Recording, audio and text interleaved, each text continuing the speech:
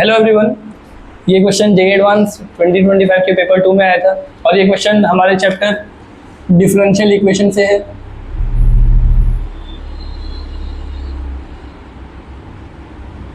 ये वाला question point of view से देखें तो सिर्फ एक ही कॉन्सेप्ट लग रहा है इसमें, solving a differential equation, but बहुत ही ज़्यादा लेंथी क्वेश्चन है। तो चलिए देखते हैं इस क्वेश्चन को कैसे सॉल्व करना है। तो हमें इक्वेशन दिया हुआ है, इक्वेशन हमें दिया है x square d y by d x plus x y equal to x square plus y square. अभी हमें कंडीशन दिया है, कि x is greater than 1/e। तो x is greater than 1/e का मतलब हो गया कि हमारा जो x है वो एक पॉजिटिव नंबर है। ये जो कंडीशन है ये हमें बता रहा है कि जो x है वो हमारा एक पॉजिटिव नंबर है। तो अब हमें इक्वेशन दिया है x square d y by d x plus x y equal to x square plus y square. तो इसे सॉल्व करने के लिए हम जो मेथड यूज करेंगे उसे हम बोलते हैं y equal to v x method. मतलब हम लोग y को v इंटू एक्स पुट करेंगे और फिर इस इक्वेशन को सॉल्व करेंगे। तो जहाँ जहाँ पे y दिख रहा है उसे vx पुट करें। अब दोनों साइड जब डिफरेंशिएट करेंगे तो हमें dy बाई dx का वैल्यू मिल रहा है v plus x into d v by d x. अब ये सबको जब इक्वेशन में सब्सटीट्यूट करेंगे तो हमें मिलेगा x square d y by d x की जगह हम लिख सकते हैं v plus x d v by d x plus x y की जगह लिख सकते हैं वी एक्स एक्स स्क्वायर और वाई स्क्वायर की जगह लिख सकते हैं वी एक्स का होल स्क्वायर। अब यहाँ पे हमें मिल रहा है x square v plus x d v by d x plus x into x, यहाँ पे भी एक्स स्क्वायर हो जाएगा और यहाँ पे x square plus v square x square.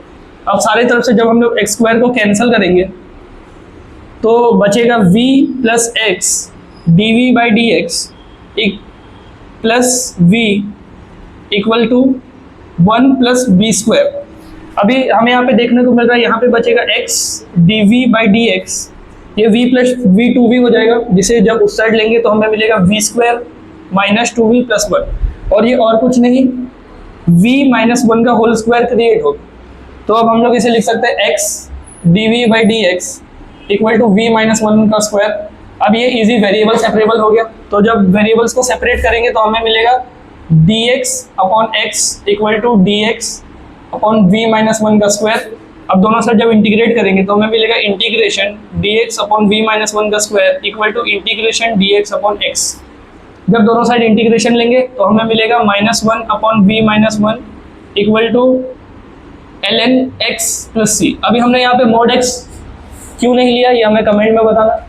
तो हमने यहाँ पे लिया -1 upon v minus 1 equal to ln x plus c और v का वैल्यू हम लोग यहाँ से पुट कर सकते हैं v equal to y upon x। तो जब v को हम लोग y अपॉन x पुट करेंगे तो हमें मिलेगा -1 upon y upon x minus 1 equal to ln x plus c। जब इसे हम लोग सिंप्लीफाई करेंगे तो हमें मिलेगा x upon x minus y equal to ln x plus c। ये हमारा होगा सॉल्यूशन। अब हमें क्वेश्चन में दिया है कि y1 इक्वल टू 0 है।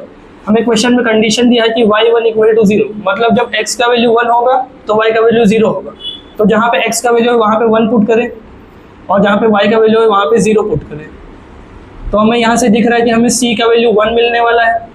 अभी हम लोग 1 को क्या लिख सकते हैं, 1 को हम लिख सकते हैं log ऑफ e, क्योंकि log ऑफ e 1 होता है। तो जो अब हमारा सॉल्यूशन है x upon x minus y equal to log x plus c की जगह हम लिख सकते हैं log e। अब जब log को कॉमन लेंगे तो x upon x minus y हमें मिल जाएगा log ex। हमें x upon x minus y मिलता है log ex। अब हमें दो कंडीशन निकालना है। पहला निकालना है y ऑफ e। जब x का वैल्यू e पुट करेंगे तो हमें मिलेगा e upon e minus y equal to log e square. अभी log e स्क्वायर कितना होता है, log e स्क्वायर 2 होता है और जब क्रॉस मल्टीप्लाई करेंगे तो हमें मिलेगा e equal to 2e minus 2y। तो यहाँ से हमें y का वैल्यू मिल रहा है e अपॉन 2। इसको हम पुट कर लेंगे पहला इक्वेशन। अब हमें x का वैल्यू पुट करना है e square, y of e square निकालना है। तो ये मिल जाएगा हमें e square upon e square minus y equal to log e cube, जो कि 3 होगा। तो जब इसे हम लोग क्रॉस मल्टीप्लाई करेंगे तो हमें मिल रहा है e square equal to 3e square minus 3y। यहाँ से हमें y का वैल्यू मिल रहा है 2e स्क्वायर अपॉन 3। इसे हम लोग ले लेंगे इक्वेशन 2। अब हम देखते हैं हमें निकालना क्या है। हमें निकालना है 2 इंटू वाई ई का whole square upon y of e square. तो y ऑफ ई हमें मिला था 2, 2 का स्क्वायर हो जाएगा 4,